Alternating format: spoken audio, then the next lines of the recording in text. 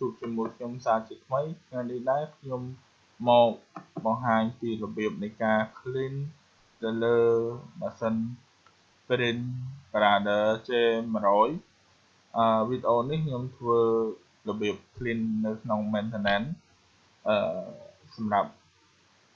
brother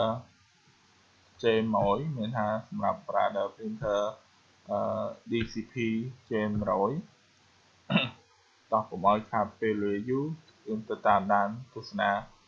របៀបនៃការ clean នៅក្នុង maintenance ទៅលើ brother DCP-J100 ដូចតទៅបាទ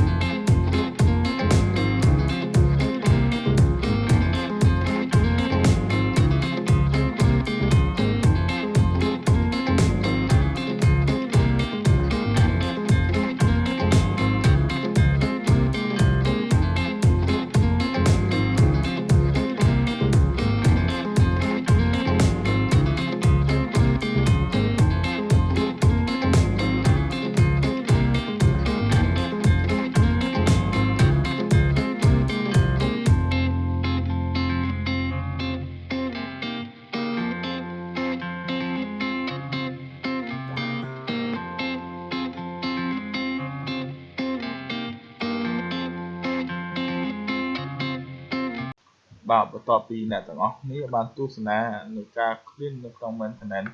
របស់ DCP-J100 រួចហើយសង្ឃឹមថាបងប្អូននឹងចូលចិត្តនៅវីដេអូហ្នឹងហើយកុំភ្លេចជួយចុច like Subscribe ដាក់រូបកណ្ដឹងនឹងបានវីដេអូថ្មីៗលើក្រោយទៀតបាទសូមអរគុណ